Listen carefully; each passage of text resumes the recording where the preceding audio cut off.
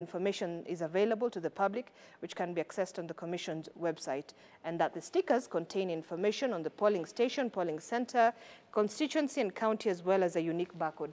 So this is the whole statement. I hope everybody can be able to read it. It's on the 15th page of the Daily Nation. But they still haven't been able to answer a number of questions I think that Kenyans are hoping to get, which includes why it is these three nationals, foreign nationals, who entered into the country with what the DCI says, dubious conduct, dismiss. I'm going to ask you generally, where do you feel we are? Just 13 days to the election. Well, in my view, Mr.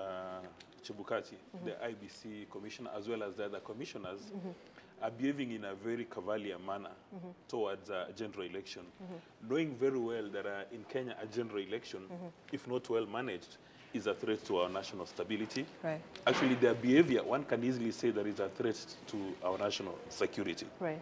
Because in Kenya, elections is such an emotional issue from what we witnessed during the last presidential elections, which were nullified, to the handshake, that our elections must be treated with a lot of care.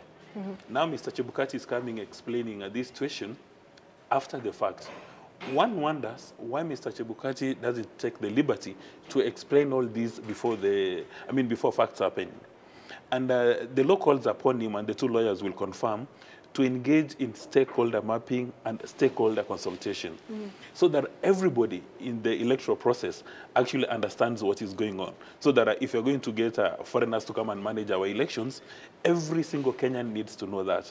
But I think there is one forms the impression that majority of the people who work for IBC, their core business really is not managing an election which is fair, predictable, accurate, that at the end of the day is going to reflect the will of Mwaure and Wajackoyah. It seems to me, and I could be wrong, but I suspect I'm right, that a number of them, their core business could be around procurement. Because when you start discussing issues around procurement, they become very ticklish. But what Mwaure expects is that Chebukati and company create predictable systems for unpredictable outcomes. It's beyond any stretch of imagination that a contractor, be it Kenyan or non-Kenyan, can come with the electoral material as private luggage. Just imagine sensitive documents in a laptop bag with a toothpaste, with a toothbrush, roll-ons, all of them in one bag, and relevant authorities have no idea. One would have expected that IBC is engaging in very close consultations with the security agencies, with the Department of Immigration, indeed with all the key stakeholders. Because it's a basic thing in management that you want to have an election. What are the key success factors for this election? That's what you must identify. What are the key success factors? And then you do a critical path analysis. And when you do that, you identify that security is a key component. You identify that immigration is a key component. But all these things are happening in the dark. Can you imagine what would have happened if the DCI were not hook-eyed to detect that these gentlemen are coming in? In fact, one can now pose the question, how many more of these people have come into the Kenyan territory without security agencies taking notes? Others may have come through border posts all over, and they're in Kenya. So in my view, it must be called out, and this behavior is unacceptable because it's a threat to our national security, and it makes now people start casting aspersions on the integrity of IBC 2 weeks before the election. All right. Dr. Ojwang, from where you sit, what is your general assessment of the situation we're in?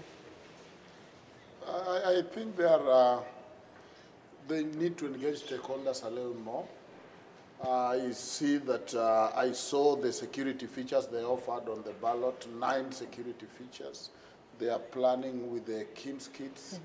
The idea of them declaring boldly that election will be held in the polling stations, and that media and every other person is invited to even tally, that party should have an agent. From where I sit, your question is not innocent, and these questions, I don't find them very innocent, because we don't ask, do you have confidence in your chief? Do you have confidence on the gender commission? I cannot put Chebukati and Kinoti in the same footing and say Kinoti have said, Chebukati have said, because the constitutional mandate to manage election belongs to Chebukati. Secondly, of course, you know that Kinoti the other time had even issue with the Director of Public Prosecution, disobeyed court orders, prosecutes in the media, prosecutes or investigate his things on the media with journalism, with press conferences. That is not how any investigator operates. So that you don't come to media and you don't release presses. Those are just drama. I would have assumed or loved to see Kinoti get help from the Minister of Foreign Affairs, who understand this thing and immigration, who cleared this person, who could explain to him more. As a cop, as a police officer, as a Nini, he needed to have also worked with the Foreign Affairs Ministry, could have told him how it works. Now, I don't know if I traveled with a laptop, what part of the form of entry for visa that I declare that, hey, I have a sensitive laptop. I don't know how the IBC laptop is supposed to travel. I'm yet to be schooled about that. I don't know how stickers become, of course, they have now become, courtesy of media and Kinoti, they have become rigging stickers. I don't know how they become sensitive. But you know, Dr. Ojwang, look at it this way. So IBC opened the can of worms, and they're the first people to release a statement saying that, you know, the police have intercepted, they have detained our people who are contracted to work with IBC in breaking these things. And, and of course, and then you have the police commenting, and of course, then you have this whole, you know, 15-page letter, and of course, it's a back and forth. But still, the question remains. But the question still remains. You know, this is sensitive information that should have, at least, according to the police, they should have been alerted that there is a consignment coming into the country. Not everything in election is a sensitive material. But it is with this IBC's own admission. No, IBC have said it's non-strategic. It is non-strategic equipment. Secondly, you know, we are used to big cars and chase cars and people being welcome. I don't know whether they wanted ambulance, but you did tell us to meet you at the airport. And you know, for these foreigners not used to our Kenya lodges and how we spoil ourselves, they just travel. Now, when Kinoti identified as suspicious, suspicious foreigners with sensitive material, yet you know very well that the printing of the ballot is being done by a foreign company. Yet you know that the mathematics, the technology side, is being done by foreigners. But all of a sudden, you have noted foreigners with sensitive material. By the time IBC came, none other than the chair, and said, we know these people. End of inquiry. You don't go to your office and in your typewriter and type a letter. Now, look, if they were asked for password, if their laptop was confiscated, if their phone was confiscated against the Data Protection Act and against the law, was Chebukati meant to be quiet? But on this, I'm not going to go back and forth between Chebukati and Kinoti because it is IBC mandate. And Kinoti need to understand and let IBC do their work. All right. Dismas, you wanted to respond, but let me just give Duncan his opportunity, then we'll come back to you. Very, very interesting. Very, very interesting. My good professor here has alluded to the UDA concept, that IBC needs to be left to do their stuff. There needs to be understood this way. Every independent commission is not immunized against criminal acts. Only one office, called the head of state, the president of the republic, is immune to criminal investigation. What we are dealing with is not about conducting an election. Is what the DCI, George Kinoti, is saying. There is a possibility that a crime has been committed. What is the mandate of the DCI under Article 245? To investigate, to prevent, not to wait to deal with the consequences of an offense that has happened. Look at the litany of offenses. One, it is an election offense under the Elections Act to be found with electoral materials unless, one, you are an electoral officer authorized to carry it. And that is all over. Today we are on NTV Live. I live here, I'm found with the NTV materials in the village. I'm not an employee of NTV. In courts, you cannot carry court documents unless you're one. That is the first one. Number two, the people who came in, their passports expired 4 years ago. This passport is a Venezuela passport. This gentleman goes to Panama. That is where renewal of an expired passport for 4 years. For what specific entry to Kenya only? It is not a renewal passport for other places. This person has been traveling all over. But for this purpose, Kenyans, the question is, when a foreigner enters into a country with an expired passport, is he a terrorist? Have we been hurt by terrorism in this country? Is he a serious criminal? Is that an indictment? That is the role of Kinoti. Of the other institutions. That is the role of Kinoti, not IBC. Because here is the question of an illegal person entering into the Kenyan airspace. Third, a very serious issue, these people are coming in private means to deliver the product they are calling IBC to one Abdullahi.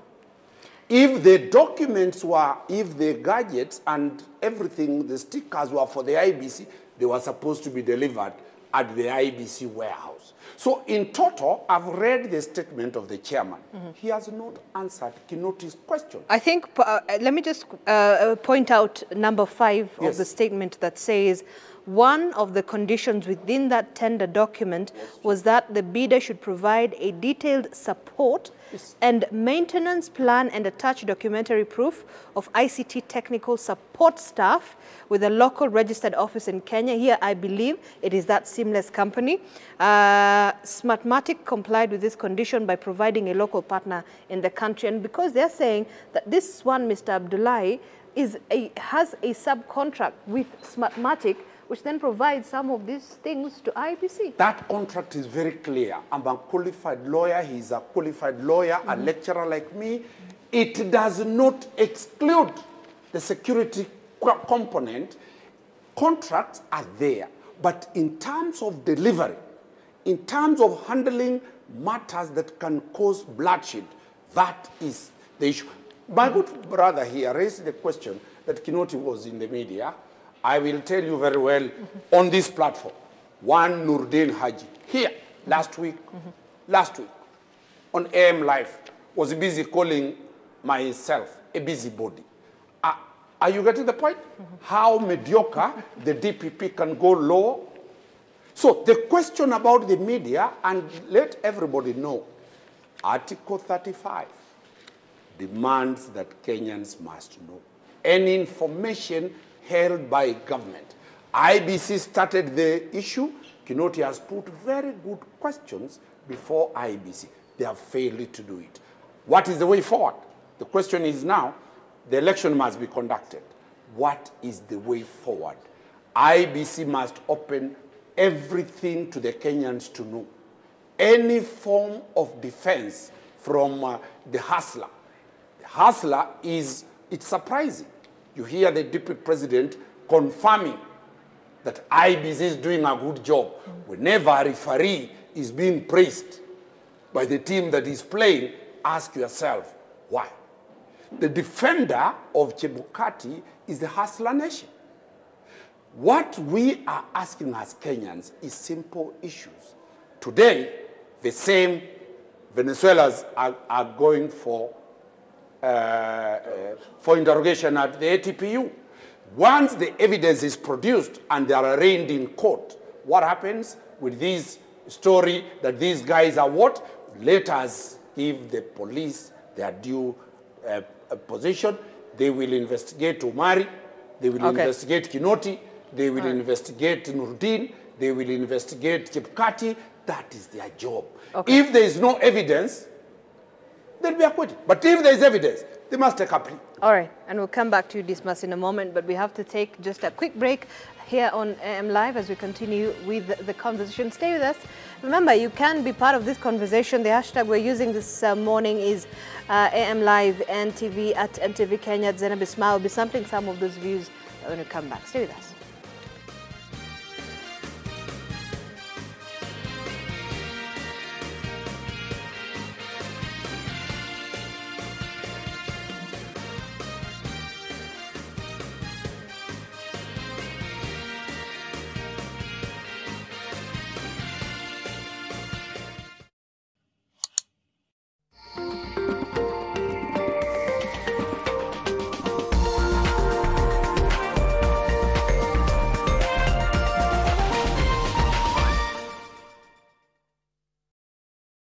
The Nation e-paper has an exciting new platform that is easy to navigate, gives a premium reading experience, you have access to past editions, and so much more.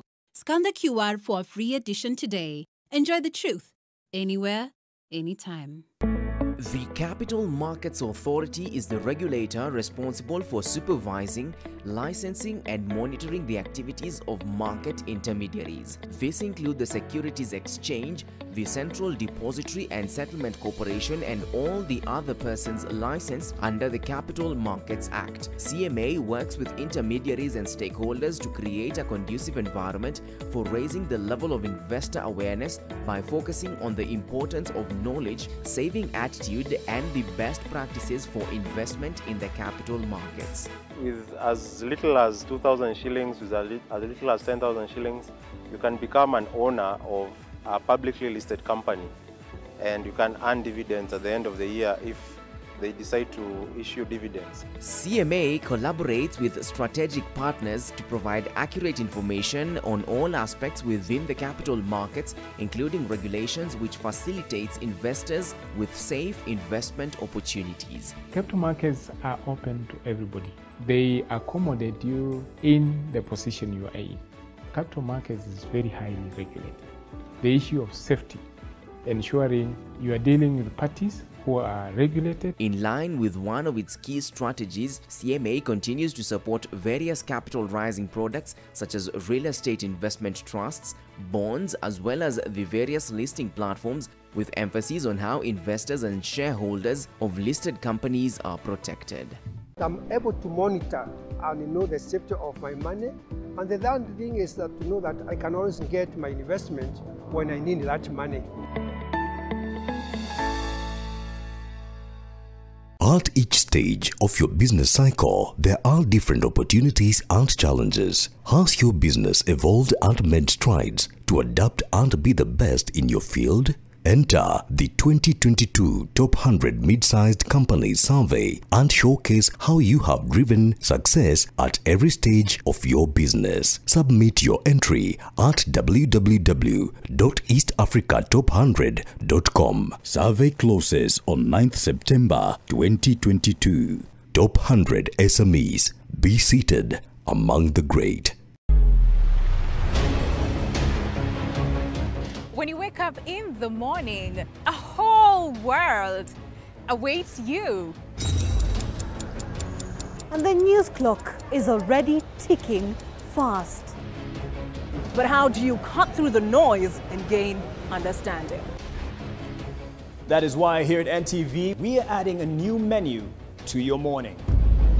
Every weekday, our breakfast show is getting bigger and merrier.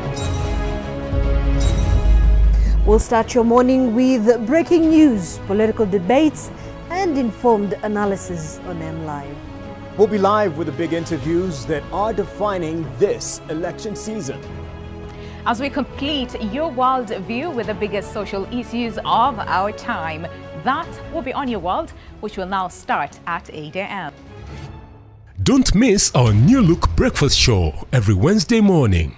Now featuring AM Live from 6 a.m. to 8 a.m. and Your World from 8 a.m. to 9 a.m.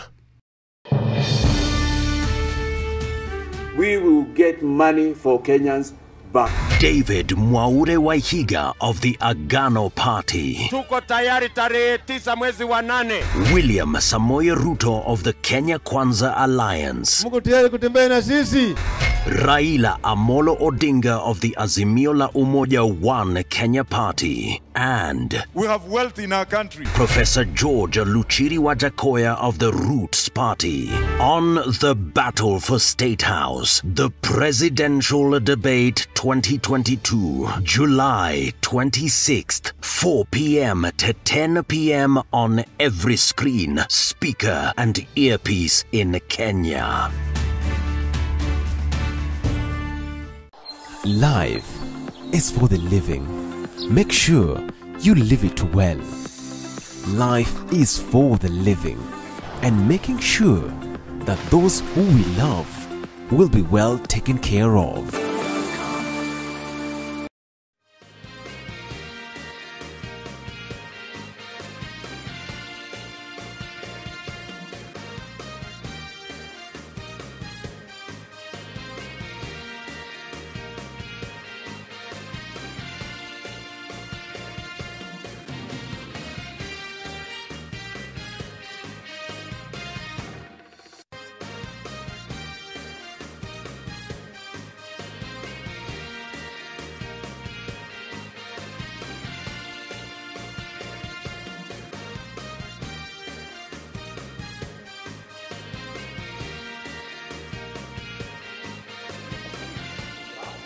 All right, welcome back. This is MLive NTV as we continue to investigate the state of the polls, just 13 days away, Dismas.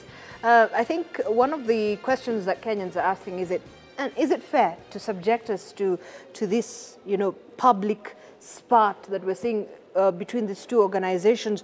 Why can't they just sit down and resolve these issues, in a boardroom somewhere and say, okay, fine, so this has happened. Give us answers to this. But all these things, they're happening on social media, on the media, press statement on one side, a response on the other side. Yeah, first of all, Professor Juang has really assaulted logic by looking at this entire matter using a very complicated lens. Mm-hmm. In my view, when you're analyzing the role of IBC and all these errors of both omission and commission, mm-hmm. you are supposed to do it anchored in our national and public interest. Mm-hmm. What serves the interest of Kenya? Mm-hmm. National interest and public interest. Not what serves the interest of Azimio, not what serves the interest of Kenya Kwanza, but what serves our national interest. Mm-hmm. And in my view, one of the biggest challenges of IBC today is a crisis in communications. Mm-hmm. It's purely a communication crisis. Right. Because what the commission ought to have done is having identified the key stakeholders, then they should have engaged in strategic communications. So that they manage expectations. Right now, Mwaure is extremely disappointed that public officers of rank are in fact washing their dirty linen in public, which is unacceptable. But on the flip side, it's a good thing because now we are able to see and appreciate how public servants work, how they treat Kenya with contempt, how they do not regard as highly, and their contemptuous attitude towards this election. Because people in Kenya lose lives. People in Kenya lose properties as a result of the election. Right. And what Chebukati ought to do is to inspire the highest level of confidence in the work that is delivering. But when he issues a statement today, contradicted by Mr. Kinoti the following day, contradicted by civil society the following day, then people begin to wonder, who do they believe in this process? Do they believe in Chebukati? Do they believe in Kinoti? I mean, where does the buck stop? We all know the buck stops with Kinoti, but it cannot work in isolation. Sorry, the buck stops with Chebukati, but it cannot work in isolation. It's supposed to work, it's part of a larger system, and that is his unique responsibility. He ought to know that if anything goes wrong around the electoral process, he's the one who takes responsibility. Right. So he must therefore inspire confidence, so that you have Professor Ojuang and Danstan Omari not looking at this thing from complicated lenses, so that we look at it from our national and public interest. You notice Danstan Omari introduced the lawyers into the entire scheme. It seems that they've got their own personal issues, but I think we must avoid that and look at what serves our national interest. We are going to elect 1,930 persons. These are the people who are going to decide, come up with policies to determine our lives for the next 5 years, 10 years, or even 100 years, depending on the policies they make today. So we cannot allow a flawed process to bring these persons into office. It must be so clean so that when Chebukati pronounces anybody as a winner of the presidential election, nobody goes to the streets to demonstrate. Right. I mean, Dr. Ojwang, looking at, some of the issues that surrounded the situation prior to the election back in 2017, it's almost as similar as what is happening in 2022. And you have, of course, the political class and Kenyans also questioning the technology to be deployed in the election. Is it right, for the political class then again, to come out very strongly on this particular situation, or just let IBC and DCI settle their own matters? Of course, it's hard because election by its nature is very important for democracy. It's the mother's milk to democracy. Election by its nature is adversarial. It's a contest to some extent. And therefore, of course, you can understand that everybody is stressed. They have invested, and even IBC is working under very much a difficult situation. Right. But no institution should be shielded from questions, from stakeholders' engagement, and I think IBC need to communicate better. But the general trajectory, what they're saying, give a dog a bad name so that you can kill it kind of thing, or coming with connections that do not exist. Just because the Kenya subcontractor happened to maybe have a Muslim name, then we are going to check whether they are terrorists. For some of us who have suffered racism, we cringe at any chance of being mistreated or somebody being mistreated. The crime we used to have in the States of flying while you are an Arab. You are always a suspect. You are always whatever. So you can see, we can ask, could this question have been raised if these people were not of a certain sect, religion, or whatever. But beyond that. So you feel like this is perhaps more than the security issue? I think because they are local contractor, have what some people think is a Muslim Arabic name, then you can hear that they are throwing zinc and everything at it and making connection. No, the local subcontractor that they were saying that they were seeing, the one that IBC that came with the company, that is complementing IBC, the individual that they were saying is being interrogated. But beyond that, I think that IBC, the issue of technology, you brought up the issue of technology. The law talks of complementary, and it's a case in court whether complementary means alternative. IBC stated their position very well. We have invested in Kimskit. We have invested in this technology. It's expensive. It will work and it must work. If it fails, we have alphanumeric that again complement the digital. With that, you can be able to pull with your ID, your data. You can even then be signed off in a form, and then you get to vote. So then the issue is, should we have two registers? Yet the law is saying there must be one voter register. And finally, that should that other register, the manual one, come with full ID numbers of people? The mischief that people fear is that if you come to my place in Rangwe and I'm not there to vote, but you have my ID numbers, all of it, then you can search me, you can fill a form, and you can cause me to vote even if I'm not there. So this contestation of manual and digital is a real one. But at the end of the day, are we going to have an election? Yes. Is the date set? Yes. Should IBC do whatever they can do to do a better election? Yes. But the whole idea of trying to raise doubts, and some are reasonable, some are meant to make IBC lose track and make IBC look like it's not doing anything well. We know by last year, I think, they didn't even have a quorum. Whose fault was it? It was the state that should have put the commissioners there. We know that they have been complaining about the issue of funding and untimely funding. There is enough blame to go around. But at this point, we need IBC that is accountable, that is free. One of the constitutional values is that elections should be easy or simple. Simple. And simplicity is a value here, guys. Simplicity means that you do not complicate things. If IBC have said, come with your agents to the polling station, let the votes be counted there. Media come, and I hope media will not just raise this question in Nairobi, but be at the polling stations to make sure that the votes are counted and the votes tallied, is the vote relayed, is the vote transmitted, and is the vote declared. It is very easy to catch whoever is cheating. But when we are in armchair in investigation and investigating through the media, Chebukati says this, Kinoti says this, Chebukati says this, Kinoti says this, you know the other time they went and raided one of the offices and brought a computer, that this is a server. If you look at that computer with the PCU falling off, can anybody have that as a server? But so why kick drama?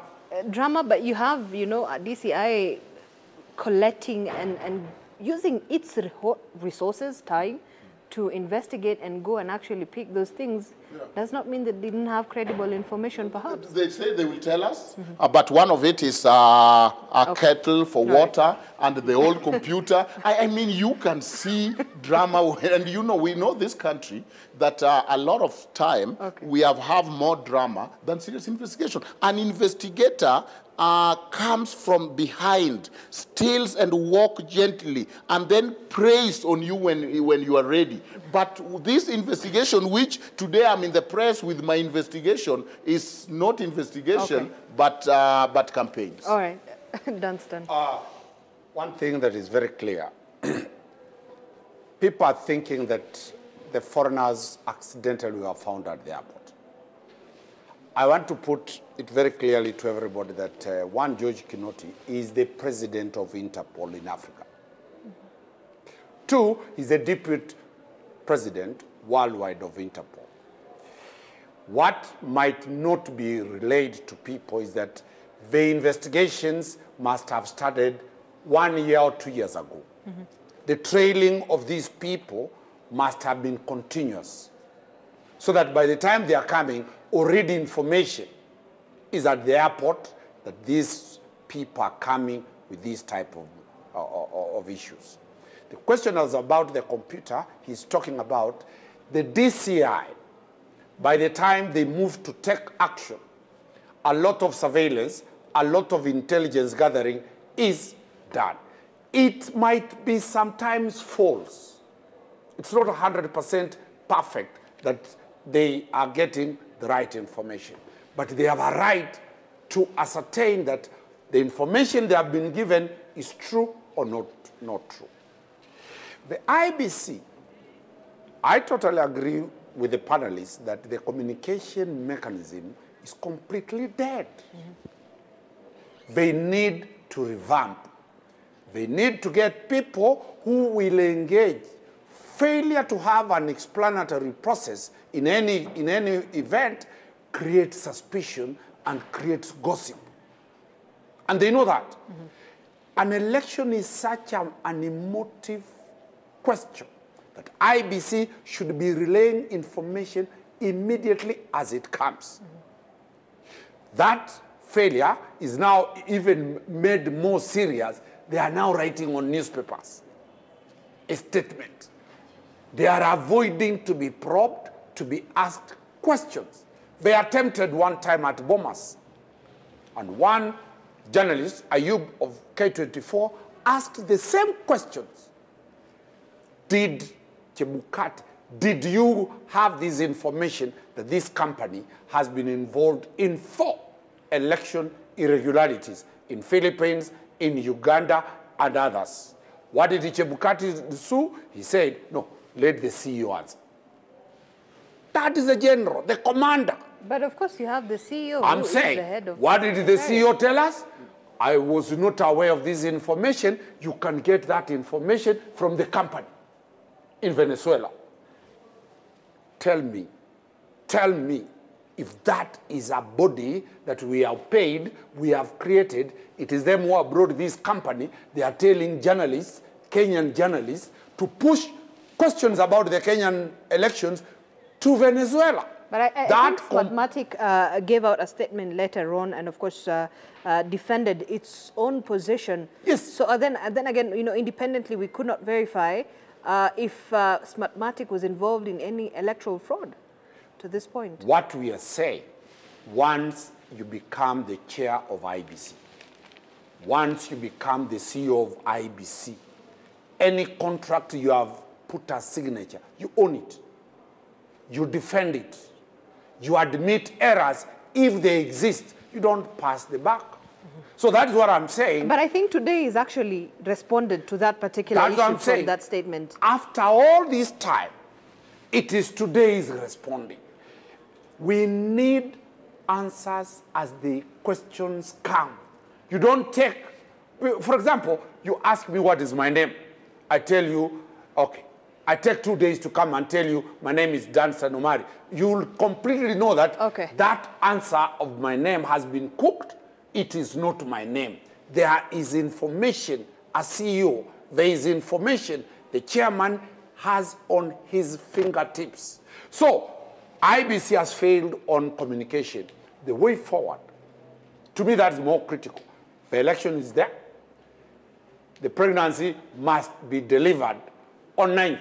Okay. How do we move forward? We have seen the churches. They are coming and saying, please tone down this rhetoric. It might cause voter apathy or it might cause tensions going up. That to me is the issue that can we tone this discussion? Can we resolve this impasse quietly? Can the DCI, if there is a criminal act that has been committed, take people to court? If there is no criminal act, let the people be released to work. But let the commission be transparent, let the commission be sensitive, because as I've said, when I was in West Mogrango constituency campaigning, that is the question everybody was asking me. All the mamambogas, all those women in Yabite shopping center were asking me, Wakili, what is happening? Is IBC in control of events? Or the foreigners have taken the IBC? Okay. This must, maybe you can also just respond to and of course add to the sentiments. But also, like you said, IBC has responded to the issue of the controversy surrounding Smartmatic. Coming to its defense, it says that during the competitive bidding process, Smartmatic was found to have achieved the highest technical and financial score among the 5 bidders and was awarded the contract. And of course, that contract cumulative project cost about 3.2 billion. The award of the contract was contested at the Public Procurement Administrative Review Board at the High Court and of course the Constitutional Court and the Court of Appeal. However, that commission's decision was upheld in all the court cases. So then this absolves, you know, IBC in terms of why they chose Smartmatic as the company that would deploy technology in the forthcoming election. No, you've focused on 2 important variables. Right. The first one is with IBC. IBC is facing this huge communication crisis. Right. And they need to identify who are the key stakeholders and continuously engage in a communication process. Because as a student of communication, failure to communicate creates a vacuum. And wherever there's a vacuum, people come up with different interpretations. And for me, I do not understand why IBC would need to run an advert in the newspapers instead of summoning a news conference so that the journalists have got the opportunity of asking questions. As I see it, and having practiced communication in Kenya for about 2 decades, the easiest way to run away from liability is to place an ad so that there is no two-way communication. I mean, shouldn't he have called for a news conference so that journalists can ask these deep questions and seek very superior understanding? Now, the fact that the Smartica was awarded the contract and it went all through the Court of Appeal does not absolve him from responsibility. Because if you do a basic Google search, a lot of things come up about this vendor. Right. And during the conference that Mr. Mwaure speaks about, you saw the chairman was terrified. So was the CEO when these relevant questions were posed. And one wonders, between the CEO and the chairman of IBC, who speaks for the organization? Where does the buck stop? You know, this idea of having multiple spokesmen, because the chairman is a spokesman for IBC, so is the CEO, so are all the commissioners. So you find the commissioners are spread in all media houses, discussing IBC and its readiness for election, but everybody is giving a different position. So you begin to wonder, what's going on at IBC? Is there competition? Is there a reward for who is going to be the spokesman? Where can they have a structured communication strategy so that we know who is the spokesman? That when the chairman speaks, we take the word to the bank. When the CEO speaks, we take the word to the bank. You know, by the way, if you start looking at IBC and these variables, you begin to wonder whether they are ready for election. Not long time ago, Mr. Chebukati himself admitted that he got a call in the evening, 8 p.m., and he was informed that ballot papers were arriving in Kenya the following day in the morning. Now you begin to wonder, printing of ballots and the logistics around ballots is a key success factor. How can you be the chairman of IBC? How can you be the commissioner of IBC and you do not know when these ballots are going to be delivered? How can you be the chairman of IBC or your commissioners and you don't know how these contracts have been structured? Right.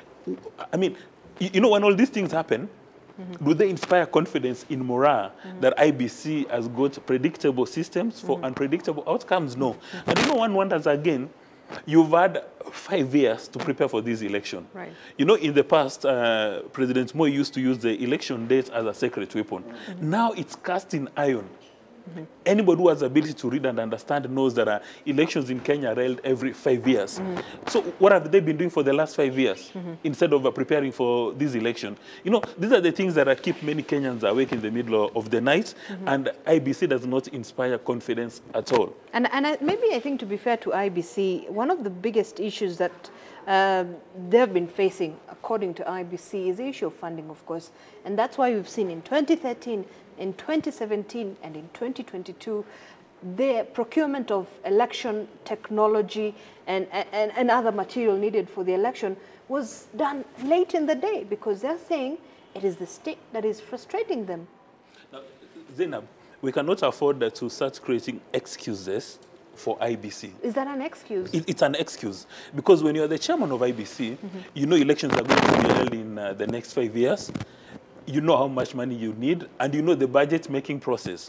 Is there evidence that Mr. Chebukati held a round-table conversation with the relevant committees in the National Assembly to provide this allocation, and they said no? Is there evidence that he actually met with the other key actors outside the National Assembly or Senate, the people in the budgetary process, and they refused to give him resources? And if they did he go to the top of Mount Kenya or Kilimanjaro and say the elections for 2022 are going to be compromised because the National Treasury, working in cahoots with the National Assembly, have refused to give me resources? Because, you know, the bottom line is, when you are appointed as the chairman of IBC, you are supposed to offer leadership. You are supposed to swim with the sharks. You are supposed to face the turbulence. Because at the end of the day, believe you me, Moran, Afula, they do not care, I mean, the challenges you face. For them, they want to be sure that elections are free, fair, and credible. How come they've got a challenge accessing resources for campaigns, but they don't have a challenge to get resources to buy themselves tea, fuel their top-of-the-range vehicles, and pay them allowances? You know, this kind of logic from IBC that there's a delay in financing is the laziest excuse in the world from the time of Adam and Eve. You've been given a responsibility as IBC. You know the challenges you are facing. Do not come in the public tell us that I'm unable to deliver because of these challenges. Yet, one of your key success factors, your job description, is to overcome these challenges. And then if for some reason, say the National Treasury has not given you resources, why can't you resign? What are you still doing in office? So, I mean, you're getting your fat salary, but you're not able to work on the logistics, and you are still in office. What is he telling us? But this must, I mean, they cannot use their salaries to go and prepare for an election, can they? Allow me to just probably just quote. We had an interview with Commissioner Abdi Gulier, I think 2 weeks ago, and this will be part of a future story that we're going to do. And he said the issue of deployment of the technology has been a big issue because of the issue of procurement. It says if the budget is coming in the 5th year, it puts them in awkward situations, and they feel that probably it's a deliberate attempt to arm twist IBC to try and perhaps get concessions in favor of the government of the day. And in fact, he added, no one wants a completely independent IBC. Now, let's assume that the commissioner is stating facts as they are. That the only resources they're getting is for recurrent expenditure, so their salary stays and flowers and in the office, but they don't have resources for the elections. So what are they still doing in office if they have no capacity to deliver on an election? Can they not say that I've been frustrated, I'm earning a fat salary, I'm attending, you know, I'm going to Venezuela, China, all over the world on a benchmarking, but my core business has been frustrated. Why can't they leave office? Why can't we make resigning to be a very exciting proposition in Kenya? Because, for instance, if you come here to NTV every day and your core responsibility as a news anchor has been frustrated, you'll not be taking a salary every day if you're not doing your core business. As some say, you'll say, why am I earning a salary? I think I'm not Muslim, but I think that would be described as a ram. But in my village in Kisii, it's unacceptable that you're earning pay and you're not delivering on your core mandates. Okay, all right. Let's hear from here. I will add on one issue. For funding, IBC is right. The funding, let us be fair. Funding came late. And every Kenyan knows that there are some constraints. And that one, Abdullah, the commissioner, and everybody, even myself, have raised it that every political formation failed IBC. Both Jubilee, where William Ruto and Uhuru Kenyatta were, NASA, then where Baba was, because they had members in parliament who were supposed to pass budgets for IBC. We failed IBC as a country. That one I admit. Number two, but there are issues non-monetary. That is where IBC is completely failed. They are the smallest issues. One, they have 1,000, they have created new polling stations. What is the cost of putting a gazette notice where the polling stations are? Do they need a budget of 100 million? Two, there were people, the IBC chair confirmed some votes, some 1 million, whatever the presidential candidate of UDA said, over 1 million voters have been transferred illegally. The IBC chair is on record saying 3 guys have been indicted. Either they have been taken to a Venezuela court because they have not been charged. What is the reason why people who transferred Kenyans' votes illegally, they have not been charged? Okay.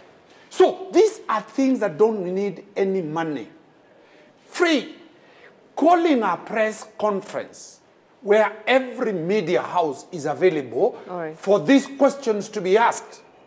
Where do they get the money to pay the adverts instead of calling a simple press conference for the media to ask a question? So what IBC is failing is not on the mega infrastructural engagements. They need to engage the Kenyans and tell them that because of this, we have taken this as an option. Because of this, we have taken this as an option. So that we have that confidence. After the attack, severally, they have now retreated into their bungalow, their bunkers, they are now writing. When you see communication coming, as Dismas puts it, through writing, that person has no answers to face real media that will probe him and ask him the questions. So all we are saying, let IBC have every day a media briefing for 15 minutes so that any issue that arises, it is well covered. Hiding in that bank of theirs will make the situation worse for them. All right, and probably, hopefully, IBC can be able to, the day is quite young, so they might actually call for a press briefing and then we can interrogate those issues. All right, so we'll come back to Ojwang, then I'll give you an opportunity as well to speak on those matters. We're going to take another short break. Talk to us. The hashtag to use is NTV Live. We'll be back in a very short while. Stay with us.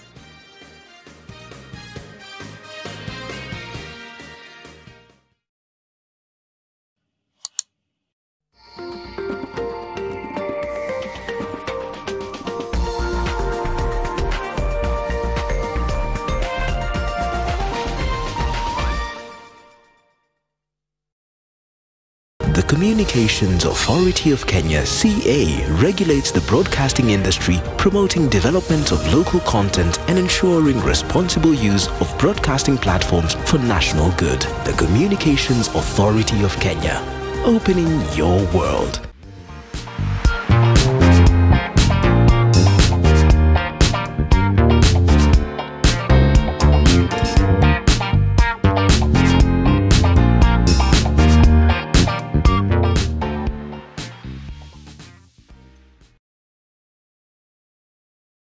Boss, the printer of the guys who usually print our Who will face the people, Simeon? Simeon, answer my question. Who will face them? Tell me, will you? You will, sir. I will, that's right. Now, how am I supposed to tell them why the logo wasn't printed? Tell me! I'm sure that you're very proud of your son, sir. Yes, I am. I'm very, very proud.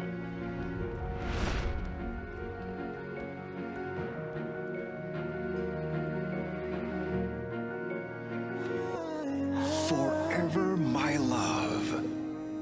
Forever My Love, in association with Blue Band. The joy, laughter, and friendship moms bring to the family are irreplaceable because at the end of the day, nothing feels as good as a mother's love. Blue Band tastes like mama's love. So at one here, I should bring this Zen into my house. When it comes to all things paint, we've got you covered. We know paint. Duracoat, ask the experts. Unapohisi maumivu, unahitaji kitulizo kinachotegemeka. Jaribu Panadol Advance. Ikitumia teknolojia Panadol Optizorb, tembe hiyo hufyonzwa haraka na kuandaa kitulizo cha haraka dhidi ya maumivu. Jaribu Panadol Advance. I can't live without my phone. It's my life. It is where everything happens. That's why lazima nikuwe available all the time, offline and online. But there are some bad people out here. If you're not careful, utagonga.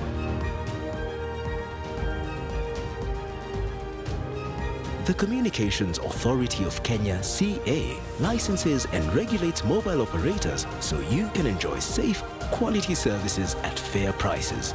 Register your SIM card by the 15th of October 2022. The Communications Authority of Kenya, opening your world. The Nation e-paper has an exciting new platform that is easy to navigate, gives a premium reading experience, you have access to past editions, and so much more. Scan the QR for a free edition today. Enjoy the truth, anywhere, anytime. The Capital Markets Authority is the regulator responsible for supervising, licensing and monitoring the activities of market intermediaries. These include the Securities Exchange, the Central Depository and Settlement Corporation and all the other persons licensed under the Capital Markets Act. CMA works with intermediaries and stakeholders to create a conducive environment for raising the level of investor awareness by focusing on the importance of knowledge, saving attitude and the best practices for investment in the capital markets. With as little as 2,000 shillings, with as little as 10,000 shillings, you can become an owner of a publicly listed company, and you can earn dividends at the end of the year if they decide to issue dividends. CMA collaborates with strategic partners to provide accurate information on all aspects within the capital markets, including regulations which facilitates investors with safe investment opportunities. Capital markets are open to everybody. They accommodate you in the position you are in. Capital markets is very highly regulated. The issue of safety, ensuring you are dealing with parties who are regulated. In line with one of its key strategies, CMA continues to support various capital rising products such as real estate investment trusts, bonds, as well as the various listing platforms, with emphasis on how investors and shareholders of listed companies are protected. I'm able to monitor and know the safety of my money. And the other thing is that to know that I can always get my investment when I need that money. At each stage of your business cycle, there are different opportunities and challenges. Has your business evolved and made strides to adapt and be the best in your field? Enter the 2022 Top 100 Mid-Sized Companies Survey and showcase how you have driven success at every stage of your business. Submit your entry at www.eastafricatop100.com. Survey closes on 9th September 2022. Top 100 SMEs. Be seated among the great. When you wake up in the morning, a whole world awaits you. And the news clock is already ticking fast. But how do you cut through the noise and gain understanding? That is why here at NTV, we are adding a new menu to your morning. Every weekday, our breakfast show is getting bigger and merrier. We'll start your morning with breaking news, political debates, and informed analysis on M Live. We'll be live with the big interviews that are defining this election season. As we complete your world view with the biggest social issues of our time, that will be On Your World, which will now start at 8 a.m. Don't miss our new look breakfast show every Wednesday morning. Now featuring AM Live from 6 a.m. to 8 a.m. and Your World from 8 a.m. to 9 a.m. We will get money for Kenyans back. David Mwaure Wahiga of the Agano Party. Tuko tayari tarehe 9 mwezi wa 8. William Samoei Ruto of the Kenya Kwanza Alliance. Mko tayari kutembea na sisi? Raila Amolo Odinga of the Azimio la Umoja One Kenya Party. And we have wealth in our country. Professor George Luchiri Wajackoyah of the Roots Party. On the battle for State House, the Presidential Debate 2022, July 26th, 4 p.m. to 10 p.m. on every screen, speaker and earpiece in Kenya. Life is for the living. Make sure you live it well. Life is for the living and making sure that those who we love will be well taken care of.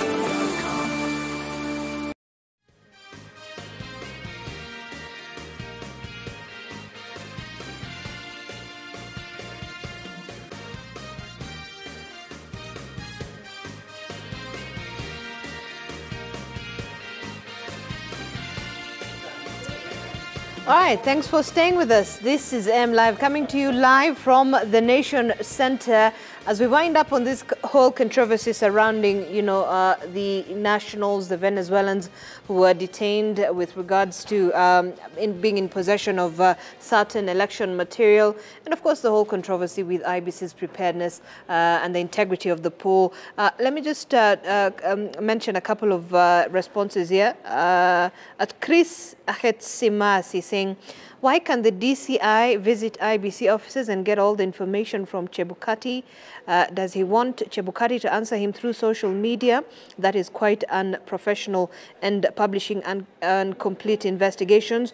At Hagai Mabonga saying, Chebukati is answerable to the people and not DCI. And finally, David Kiaria saying, this drama by DCI is nothing but a crime. But a crime by a crime buster. It's a crime of covering a crime. Any international traveler will tell you that the first point of entry is immigration, and you cannot pass here without a valid passport. It is here they would have been turned back before even getting to customs for verification of their luggage. Who allowed them entry? Secondly, why are they still in the country if they were prohibited migrants by virtue of the expired travel documents? Finally, why have they not been charged in court? So, you know, these are Kenyans, and of course, also trying to understand the whole situation. Dr. Ojwang, you know, I'll give you an opportunity to just wind up on this conversation, then we move on to the next one. Very briefly, I think the issue of charging, or whether the people who transferred the register were not charged, we know that it is the power to charge is with Nordin Haji. Right. I also think that the country wasted a lot of dear time in BBI instead of election preparedness. You know very well that when it came to verification of signature, the money came within a day for them to verify the signature for the BBI. And so there is enough blame to go around. You cannot waste country's time on BBI, country resources on BBI, IBC time on BBI, and then come on the other side and say, what's wrong with you? Why are you not prepared? Apparently, they come from a village with very smart people who the villagers in Egetago can ask about mathematics. Those are very serious villagers that can ask about Venezuelan passport. Right. That is a serious village, and congratulations.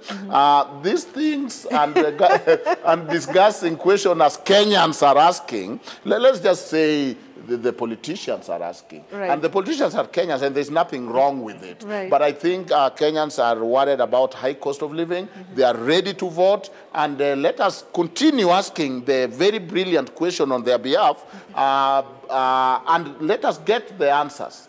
I think that IBC is being used when they are convenient. When you want them from your BBI signature, you come to them, you fund them. When you don't want them for this, you delay funding. And we know that one of the issues on state capture is the untimely funding. Okay. It is by defunding that independent institutions have been rendered impotent. I don't give you money, you just pick your salary, you cannot do any operation, then I come and say, what's wrong with you? Why are you not prepared? Why are you not doing this?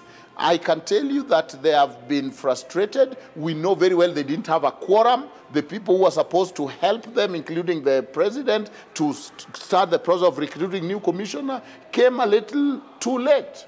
But now they are there. They are doing their best. They should be answerable, and they should be questioned. But at the end of the day, I think that politicizing IBC or weaponizing this cannot be the way forward. I like what comment given by one individual, that why can DCI go to Chebukati? Why address us on the media and then wait for the answers on the media? Why can't you let IBC carry their work? If you are so efficient, and you know the Kenya catchword is leaving no stone unturned. Since you are into leaving no stone unturned, what happened to all these other issues that you have not told us? I think everybody need to understand their role, need to respect their role, and need to avoid the tendency and the impulse for state capture. Okay, but I think it's quite baffling to be in this position Less than 2 weeks to the election, Dr. Ojwang. Less than 2 weeks. Actually, you are right, less than 2 weeks. No, but look at what IBC has delivered. Have you read the 9 security features on those ballots? Have you noticed that the ballots are coming almost with every voter's name written on it? They are marked with the serial number up to the polling station. And have you seen what has been put in the Kim's kit? Including the digital verification, including the data and people's fingerprint in there. You have gone to get your fingerprint if you wanted a security clearance. In this year, it takes 2 weeks. They have done it within a day. Your fingerprint will be there. You'll be able to vote. This clerk is there. They are busy doing preparation. Right now, this week, they are training people at the constituency. They are communicating. I am one of the people who have gone to their warehouse. And you are told, ask any question. These things are being done right on bright daylight. But I think this tendency of trying to maneuver and see whether somebody can postpone the election, can delay the election, can raise reasonable doubt for the sake of Supreme Court, it is all good and dandy. But please don't ban this country again. All right. We're tired. Okay, Dr. Ojwang. I think let's just move on to something also which is of quite a big interest today. And of course, it's the presidential candidates debate that will be happening today at the Catholic University of Eastern Africa. And in fact, you can get a few pointers from the Daily Nation. That's on page 12 of the Daily Nation. Debate standoff. Ruto's day. If Raila skips event, it talks about people saying that the DP will have ample time to articulate Kenya Kwanza agenda to the disadvantage of Raila Odinga. What is your view with the Azimio One Kenya Coalition's presidential candidate Raila Odinga to skip this particular event? There are 3 angles to that story. One, there is the public expectation that everybody contesting a presidential seat owes them a duty to come to the debate. That one is very, very right, but it's not anchored on any law. It is a public expectation without any legal connotation to it. 2, we have presidents. Presidents in the sense that in 2017, President Uhuru Kenyatta, then a Jubilee candidate, William Ruto, then a deputy president, failed to attend the debates. 3rd, can a presidential debate make somebody win? The question before Azimio now is one. How do we score 50 plus 1? How do we get votes in 24 counties, at least 25%? They have said if the debate will not add us votes, we don't go where we are not getting more votes. Let us focus on winning the election. Those ones who will focus on putting their agenda, if their focus is to put their agenda and not to win the elections, their day is there. So I totally agree with the right Raila Odinga's position that William Ruto will have ball possession. Out of 90 minutes, he will have the ball possession 90 minutes. The question is on 9th, who scores? So Raila Odinga has gone for getting those votes to put him on the ballot. So technically, and you have seen, anybody who attends those presidential debates never succeeds. Raila Odinga did the debate alone. But he never became the president in 2013. He never became the president in 20... But Dunstan, earlier on, I think, when we were analyzing the Nairobi gubernatorial debate, and I think perhaps the other one, you spoke about the importance of, contenders and candidates being part of the debate. It is very mandatory for people to attend. But remember, politics is about the selfish interest to win. You can attend. You'll be written... So you're saying it has no impact? In terms of the votes? In the question now, there are two issues. This is a contest between Raila Odinga and William Ruto. How will Raila Odinga outsmart William Ruto? It's a very selfish political strategy. Okay. How will William Ruto outsmart Raila Odinga? William Ruto and his group have said this platform is our killer punch. Raila Odinga said, my killer punch is at Jericho Social Hall. So the question is about selfish political interest for winning. Maradona, in 90 minutes, could not be able to have the ball. Let me come home. There was a player called Peter Dow here for Gor Mahia and for Harambee Stars. He raised the ball, put it on his head, that's a score.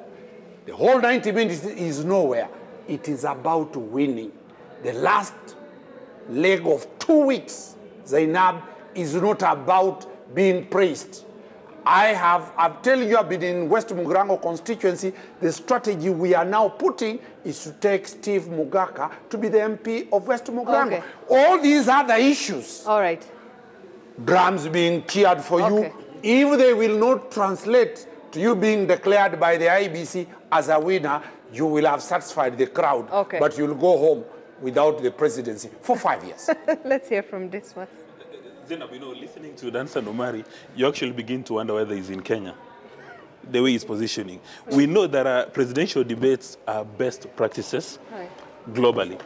Even in places where you don't have a presidential system, you have a parliamentary system, having candidates debate is a best practice. Right now, the UK, the Conservative Party is going through an election, and the leading candidates are engaged in a debate. Kenyans have got valid expectations that Mr. Raila Odinga is going to have a debate with Mr. William Ruto this evening. It's a valid expectation from all Kenyans. It doesn't matter whether you are in Azimio or in Kenya Kwanza. You expect Raila Odinga to show up and debate with William Ruto. Because we have got 3 key items which they must debate. The first item is public debt. It's a big issue that Raila Odinga and William Ruto, they need us to give their position. The cost of living, as well as taking Kenya to the next level from an international perspective. And you recall a few days ago, a gentleman who wanted to become president, Mr. Jimmy Wanjigi, raised key issues around public debts. One would expect that the presidential candidates are going to respond to that.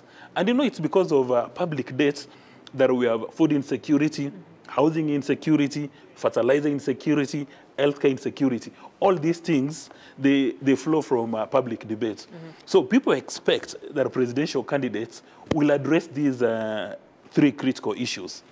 Now, if for some reason Raila Odinga decides to give this debate a wide berth, is treating Kenyans with contempt. In fact, one can venture and say that is flipping the bird on Kenyans. Because many people have reviewed their schedules, and they've said this evening between 8 and 10 o'clock, they want to listen to Mr. Raila Odinga and Mr. William Samoei Ruto. So by Mr. Raila Odinga giving this thing a wide berth, he's actually telling Kenyans that I don't care for you, and I think it's a sign of disrespect. But again, one would understand where Mr. Raila Odinga is coming from, because Mr. Raila Odinga and William Ruto, all of them have got different communication assets. They play in different leagues. William Ruto has got capacity to think on his feet, and he can take questions as they come. And you know, most of the time, I mean, he doesn't have a challenge with numbers. At some stage, he exaggerates his figures, while Mr. Raila Odinga takes a while to think about his numbers, but he's a walking, a living encyclopedia. He's got all the facts about Kenya with him. This is what we expected him to do. But again, now you empathize with him. Because you know what happened with between Rigathi Gachagua and Martha Karua. Rigathi Gachagua did very well because he came to the debate as an underdog, but at the end of it all, he performed very well. Martha Karua came to this debate as Mr. Raila Odinga as a running mate, but as the debate progressed on, she stopped answering questions as a running mate and started answering questions as Martha Karua. Because the elephant in that room, the elephant in the conversation is around the chairman of Azimio La Umoja One Kenya Alliance, President Uhuru Muigai Kenyatta. There is no way you'll attend this debate without President Kenyatta becoming the focus of the conversation.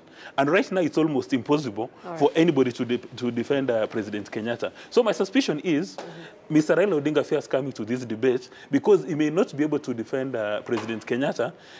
And if you bring in the issue of, say, corruption, and I can bet my head, Professor Ojwang is going to talk about state capture.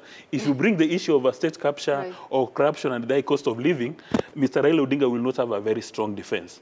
But he has to defend President Kenyatta because they are part of the same group. So in my view, in as much as Raila Odinga is in Meru today, he can reschedule his campaign structure, come and attend these debates, because Kenyans were pregnant. Kenyans want to listen to him, and not just Kenyans, the East African community at a global level. You know, Raila is respected as a global statesman. When he goes to Nigeria, he gets a red carpet. He goes to Tanzania, red carpet, US, red carpet. So diplomats are looking forward to this conversation. Indeed, the entire world is looking forward to this conversation. So if he gives it a wide berth, believe you, many people will be frustrated. But because we're in the political space, if Raila does anything today, people within his camp will just fight. They'll say this is a Solomonic act. If Ruto does anything, if Ruto had boycotted this debate, you would predict what Professor Ojwang is going to say. He would say these are Solomonic acts. But let's ask ourselves, what serves our national and public interest? And a fallacy has been created that presidential debates do not move the needle. They move the needle because Kenya has got about 24%, depending on which opinion poll you're looking at, about 24% undecided voters. So some of these people, they want to validate their positions or they want to invalidate their positions. So in my view, Mr. Raila Odinga must create time and attend this debate. All right. Dr. Ojwang, your view on the same. Now, you know, you're going to have the deputy president, of course, hog, I think, about 90 minutes of prime time and, of course, articulating his agenda without, you know, any rebuttal or counter to some of the statements that he will make. So do you feel like this is perhaps going to raise his numbers in terms of those who have not decided to vote? No, I think they have said it all. One, I disagree, and I take positions based on what me as Duncan think is okay. I don't entertain a position because it's UDA or Azimio or whatever. And number two, this debate will not be the same without Baba Raila. And therefore, please, I will urge him to reconsider to come for the debate. Number three, I don't know how Danson Omari separates Wakili, selling manifesto and looking for votes. Because I think they are the same thing. How do you look for votes and not sell manifesto? He might tell us that, how the campaign has been going on, because I assume that selling manifesto is how you look for votes, because the campaign is about issues. And when you look at issues, then you are selling your manifesto, your plan to Kenyans. I think that, you know, they are accusing Wajackoyah and Kenya Kwanza to have weaponized the debate. Because they were able to maybe answer some questions and raise some questions. If now you want to be the head of state, you go to United Nations General Assembly, are you going to walk away when Sulu speak because you don't want to speak? When you go to Africa Union and your fellow head of state have a different opinion, will you walk away from that AU meeting because you don't want to debate or to give a position that is different from your competitors? It is through debate and it is through looking at people in the eyes to articulate your issues that people get to know what you are about. Otherwise, you know, without communication, without the debates, then are they trying to resort to violence? Because that's the opposite side. How is that so? I mean, how would your assessment be that by if you are not going to be communicating with your words, then somehow you are going to communicate maybe with other action. But overall, action debates being, are I think, important. in their own statement is they will be attending, hosting another televised town hall meeting at the Jericho But you Social see, Hall. the problem with countries that have gone violent is that people don't listen to each other, or they talk at each other. People must be able to sit on the table or stand at the same podium and speak at each other. But if you cannot sit at the same table or talk in the same podium, then it is a sense of intolerance. Why am I saying that? Our values in the Constitution is open democracy. Open democracy means that we take public discourse seriously and we take issues seriously. I saw an article that was saying that in most of the campaign, this presidential candidate talked to regions. But now they have a chance to talk to us as Kenyans as a whole. I think that's a good thing. Because when you go to Jericho, you'll probably be talking to Madaraka people and whatever neighborhood. But when you stand in a national TV, in a national debate, you are now not addressing the regions because some of the promises people promise regions contradict. Okay. You are now addressing Kenyans in total and in general. Finally, I think that at the end of the day, I don't know whether the Deputy President have confirmed that he will go. They actually have confirmed. They have confirmed that he will attend. Right. And they, of course, he will now have a freer time, I think, to sell his manifesto and his plan. But it could not have been. It could not have been the same. If it will not be the same if Azimio candidate is also there, because the strength of a plan is only when you measure it, you weigh it, you critique it with the other plan. Okay. Let's hear from Dunstan. I mean, you've had all this. I'm shocked, terribly shocked, that people are pleading for Raila Odinga.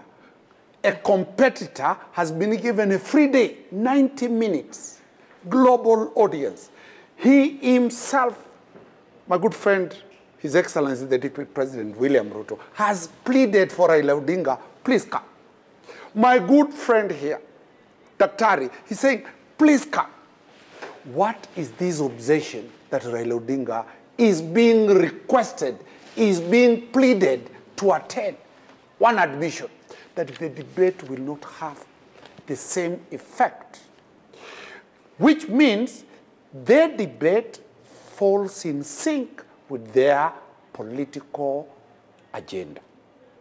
It does not fall into the political strategy of Raila Odinga. You will not be a political Machiavelli if you are moving blindly into where there is a political pit latrine or trap.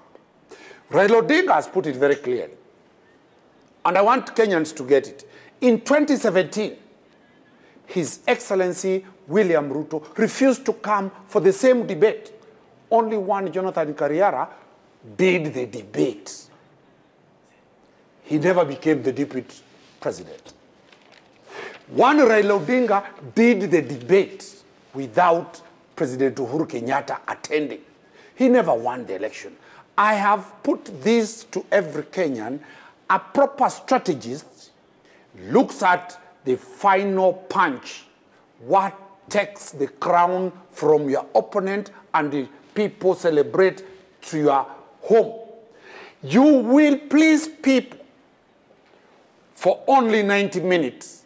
You will be crying for 5 years having lost. And that is why Raila Odinga said, let us look at presidents, let us look at our political strategy. Are we trying to sanitize William Ruto? Are we giving him a platform to use to salvage his sinking ship? You can't unless you are not a political genius. You don't walk in to give relevance to that which is not relevant. When yourself you have become relevant, your brand name should be retained. Raila Odinga has a brand name, which the strategists have looked and said, by debating with this, you are devaluing the brand name of NTV. I cannot take, we can't take NTV to go and compete with those village TV stations. So it looks there are a number of reasons why Raila Odinga doesn't want to come to the debate, right? So there are serious issues, and those issues is the strategy, the political strategy to win. All right. If it is a strategy to please them, Baba will not be there. Look, we are running out of time, so I'm going to give just 30 seconds to each of you to make closing remarks. And with that, this is a very interesting caricature here by the Daily Nation. As we're busy with polling stations, Kenyans are dying because of hunger, and the level of drought and famine in the country is actually at an alarming level. So we're hoping for aid as that is happening. I'll begin with, I'll come to Dismas. Let me begin with Dunstan. So very quickly, 30 seconds. Daktari. That is a very sad story. But we have made ourselves to be in that situation. Okay. Let us vote on 9th. All right. Every seat, the 6 seats that we have, let us vote for people who will not allow us to be again in this situation. Hunger has been there since 1963 because we have never elected people who are responsive to the needs. Okay. I hope on 9th, Kenyans, let us remove hunger, poverty, illiteracy, sickness out of our country by electing people who will serve us, not those who will serve themselves. Fantastic. Dr. Ojwang. Thank you. I think that it's time for Kenyans to turn things around, as Danson have said it. And they will do that on the 9th. I know that people are ready. They have been campaigning. They will hear more of those manifestos. They will also access why not say these things in my face? If I'm corrupt, come and say it. If I'm good, come and say it. But nobody is going to follow Honorable Raila to every hole to debate him there. This is for him to take. If he has refused, that's fine. Let Deputy President talk to Kenyans. But I know for sure that there will be election with or without people screaming and kicking. It must be a fair and credible election, and we look forward. May the best team win. All right. Dismas. Zainab, you know, the picture you've just demonstrated, that cartoon, is the very reason why Mr. Raila Odinga and Mr. William Ruto must debate tonight. For all of them to give us their positions around food security on public debt. Kenya is wallowing in a miasma of impunity, mediocrity, and corruption.